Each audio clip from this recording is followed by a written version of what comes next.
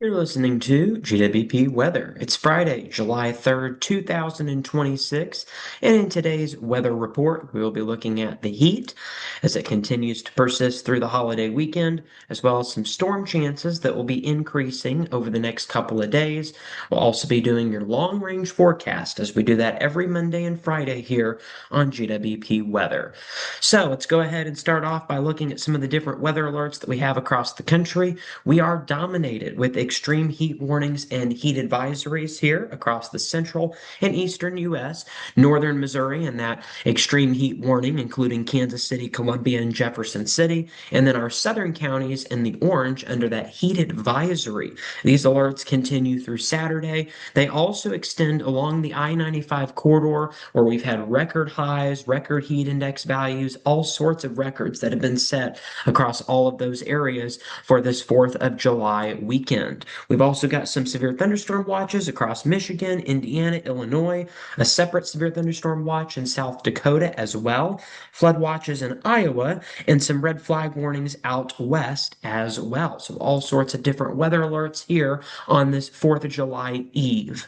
We've got those heat alerts again that continue through Saturday at 8 p.m. Heat index values up to around 106 degrees will be possible with very minimal relief during the overnight hours. The National Weather Service shows that we still have that major heat risk for the areas in red, and in the orange, we're still in a moderate heat risk. Those that are sensitive to heat will be affected if you're in the orange. If you're in the red, that means that everybody will likely be experiencing heat-related illnesses without proper hydration and proper breaks in the shade and AC. This will continue into Saturday as well, so we're not saying to not do any holiday activities or parties outside. We're just saying you need to stay hydrated during that entire time.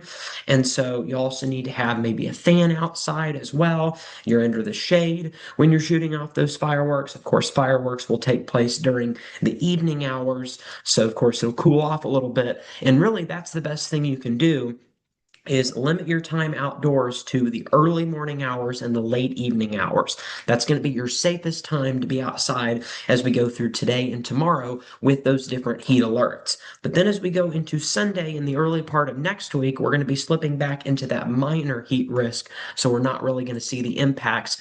It's still certainly going to be warm, but it's no longer going to be at that dangerous threshold. So these are a couple of the things that you can get if you are outside too long. You can get heat exhaustion. The symptoms for that are going to be dizziness, thirst, heavy sweating, nausea, and weakness. So what you'll need to do is you'll move to a cooler area, loosen clothing, sip cool water, and seek medical help if your symptoms do not improve.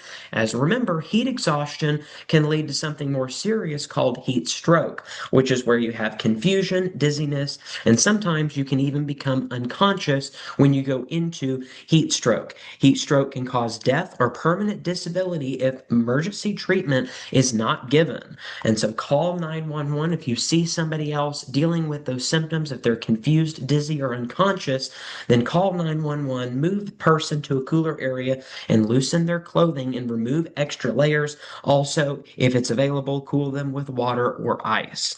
So again, that's what you need to do if you see anybody who is experiencing the symptoms of heat exhaustion and heat stroke. If you're experiencing the symptoms of heat exhaustion, or if somebody else is dealing with heat stroke, as you probably won't be aware that you're dealing with heat stroke. And so that's why you need to treat it before it gets to that level. Of course, sunburn is another concern, so make sure to be applying that sunscreen, especially during the late morning and early and mid-afternoon hours. That's going to be your peak burning times of around 9 a.m. to about 4 p.m. That's really the peak window for getting a sunburn. So also keep in mind with that. So we're dealing with the heat. That's one thing we're going to be dealing with during this 4th of July holiday weekend, but we're also going to be dealing with some severe storms. The majority of the threat is going to be to our north as we go through today. Nebraska and Iowa and Michigan under that enhanced level 3 out of 5 risk for severe storms, but we do have a marginal risk for our far northern counties along Interstate 70, including Kansas City and over to Columbia and Jefferson City right on the edge of that severe weather threat as well. Tornado threat will stay to the north across Nebraska Nebraska, South Dakota, and Iowa. Winds, that's going to be our main threat. 60 to 70 mile per hour winds with some of these storms that will not make it here until after midnight. Large hail is also going to be a concern, but mainly for those a little bit further to the north. Now, we have had just a few storms out there so far this afternoon. Here was at 2:40 p.m. We had some storms north of the Kansas City area. These were non-severe. A couple of other storms had started to develop across our northwestern counties around Garden City, just to the north of Creighton as well. So a few of those storms are going to be out there. The majority of the storms during the day are going to be non-severe. It's mainly going to be after midnight that some of those storms could move into our northern counties, but again, overall, the risk is pretty low. We're going to continue to have hot and humid conditions as we go through the rest of this week and into the weekend, and even into the early part of next week with increasing storm chances. Saturday and Sunday look to be the best chances for thunderstorms, lower chances for rain, but they will be sticking around as we go into the early part of next week. All right, let's look at your future radar for the 4th of July, as we do have a severe weather risk, and we're going to show you that here in a moment. But here's that future radar. In fact, actually, before we go to that, let's go ahead and show you that risk here. We've got that slight risk for our western counties, Joplin and Nevada, under that 2 out of 5 risk for severe weather on the 4th of July. The rest of us are going to be in that marginal 1 out of 5 risk for severe weather for the areas in green. So overall, pretty low risk, but something that we certainly need to be prepared for here on the 250th anniversary of the U.S. Tornadoes are going to stay in Kansas, but overall, even that's a very low threat. Winds are going to be a main concern along Interstate 95, but we are going to have the risk of 60 to 70 mile per hour winds with some of the storms during the daytime hours and nighttime hours on your 4th of July. Hail is going to be another concern, but will mainly stay in our far western counties. Now let's go ahead and show you that forecast. So again, here's some of the storms that are going to be left over from today, moving into our northern counties as we go into the early morning hours. We'll have to see how far south these storms make it, but they will most likely die out around 10 or 11 a.m. in our western counties. Those will fall apart. Then additional storms will develop around 1, 2 o'clock in the afternoon across eastern Kansas and western Missouri. That's where we're going to be dealing with the potential for large hail and gusty winds.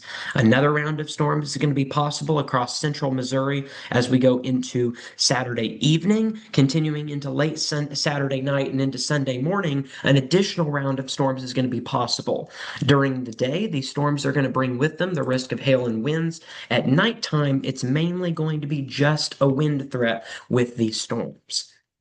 So that's something we're going to be dealing with. Looking at some other hazardous weather across the country here, we've got that fire risk continuing across Utah and Colorado. So probably not a good idea to be shooting off fireworks. I believe that it's actually illegal this year in the state of Utah as well. So certainly want to take that very seriously, as we do have a pretty serious fire threat that continues there out west for today. Now, the good news is we don't really have any areas that are highlighted here across Utah and Colorado for that fire risk. We will have an elevated 1 out of 3 risk across Washington state. So that's something we'll be dealing with as we go into Saturday. In the tropics, we had Tropical Storm Douglas that formed yesterday. That fizzled out very quickly, did not affect anybody.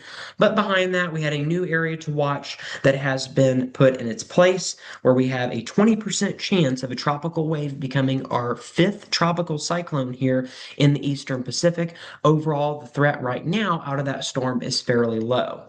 Now, we've had a lot of activity this season in the Pacific, not just in the eastern Pacific, but also here in the western Pacific, where we have had several typhoons. Typhoon Bobby, yes, Bobby is continuing to strengthen and will likely make it to the equivalent of a Category 5 hurricane. In the Western Pacific, they're actually labeled typhoons, but typhoons are basically the same thing as a hurricane. It's just how they're classified in the Western Pacific.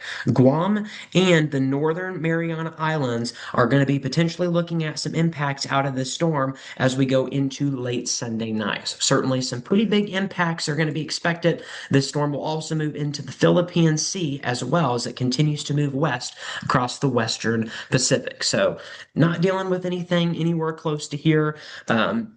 at least in the main lower 48, but some of our territories potentially seeing some impacts out of that typhoon out in the western Pacific. It could become the strongest storm of the year, 2026, if it continues to strengthen the way we expect it to. All right, now briefly moving into that long range forecast, temperatures again through this weekend are going to be mainly above average for the majority of the US. But then watch what happens as we go into the early part of next week.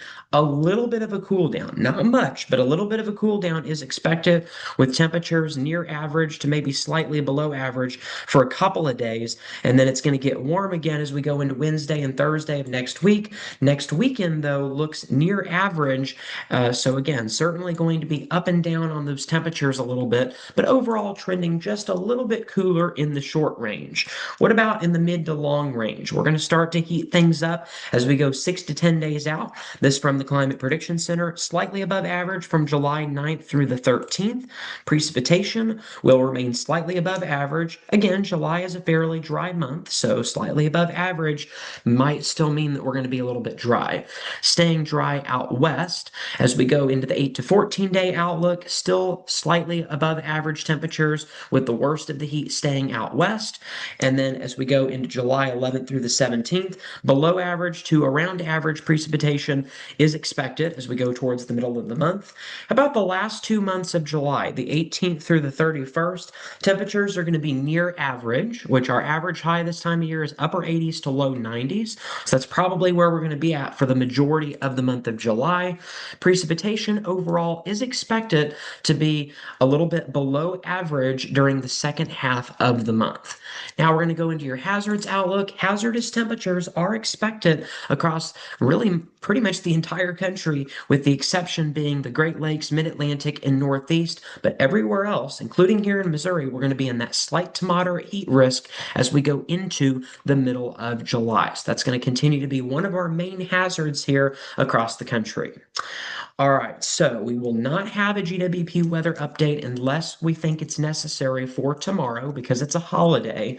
So, but again, if the severe storms get too bad, then we might just put out a shorter GWP weather update. So we have that potentially coming out later on Saturday. Later today, we are going to have our season premiere, season 6 premiere of the Great World Podcast. That will be premiering at 9 p.m. this evening. So you'll want to stay tuned for that. It will be our 250th anniversary of the United States of America special episode. So you'll want to stay tuned for that, as well as the season 6 premiere of the Great World Podcast.